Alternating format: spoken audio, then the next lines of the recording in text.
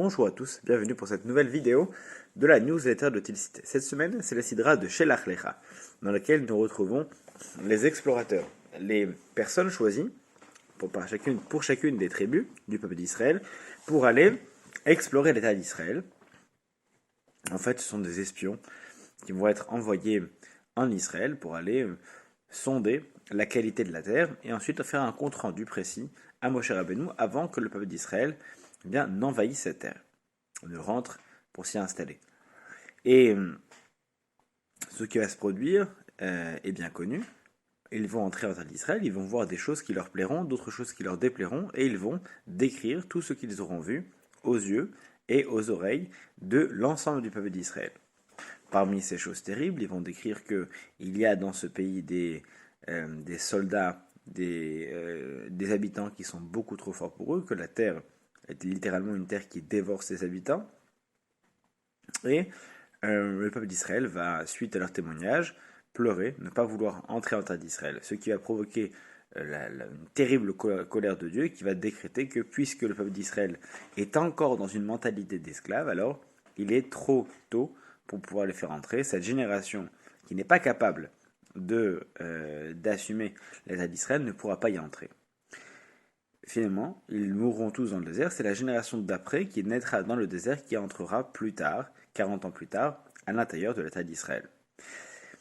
Ce qui est étonnant, c'est que dans le traité de Sanhédrin, lorsqu'on nous parle de la notion du minyan, alors vous me direz ça n'a aucun rapport, attendez une seconde.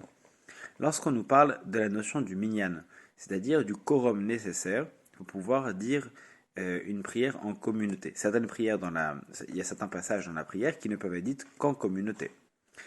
Ces passages-là nécessitent la présence de 10 hommes majeurs. Mais d'où est-ce qu'on sait qu'il faut 10 hommes majeurs pour pouvoir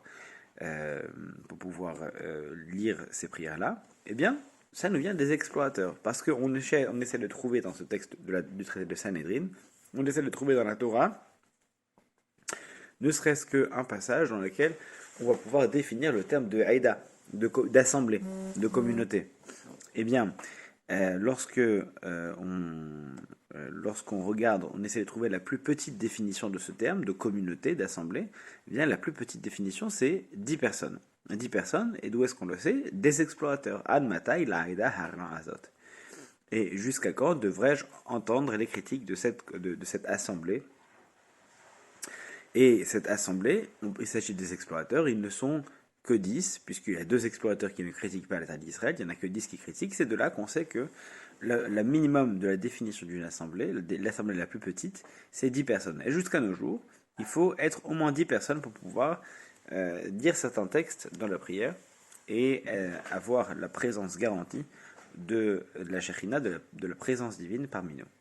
Il y a une question posée par un commentateur qui s'appelle Birkat Hacher, qui est une question évidente, qui est mais pourquoi pour une tâche aussi importante, aussi belle que de pouvoir définir l'assemblée minimale pour pouvoir prier en tant que communauté, on va prendre pour exemple les explorateurs, qui pourtant sont des personnes qui vont représenter un rôle catastrophique du peuple d'Israël.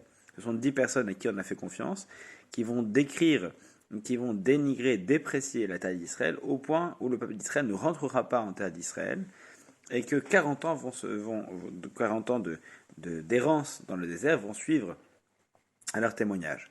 Donc pourquoi on a s'être basé sur une définition d'une assemblée négative, mauvaise, alors que peut-être qu'on aurait pu trouver d'autres définitions d'une assemblée plus positive, surtout si c'est pour décrire l'essentiel d'un minyan, c'est-à-dire de la foule nécessaire pour pouvoir prier et dire certains passages qui ne peuvent être dits qu'en communauté.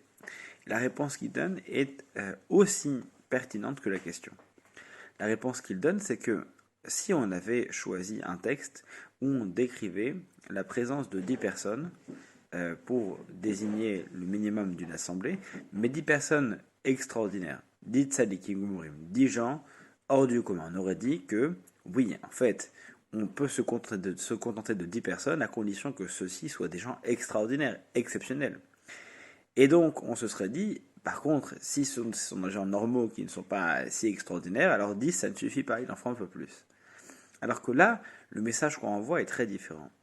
Si avec 10 personnes comme cela, qui pourtant on leur avait fait confiance, qui ont trahi cette confiance, 10 personnes qui ont causé un trouble énorme à la communauté, si malgré tout avec 10 Rechaim, ou 10 personnes plutôt, qui se sont comportées de manière immorale, si même avec ces 10 personnes-là, on peut définir le minimum pour une assemblée, un minimum pour un minyan, ça veut dire que dans nos minyanim, nous, on doit être capable de pouvoir accepter qui que ce soit, aussi loin soit-il, quoi qu'il ait accompli, et de pouvoir malgré tout, de devoir malgré tout l'accepter dans notre minyan, parce que les 10 dont il est question, ce ne sont pas 10 sédikim qu'on demande, c'est 10 personnes, 10 juifs, 10 hommes comme les 10 explorateurs qui étaient dans le désert. Même des personnes comme ça, c'est avec eux qu'on définit un minyan.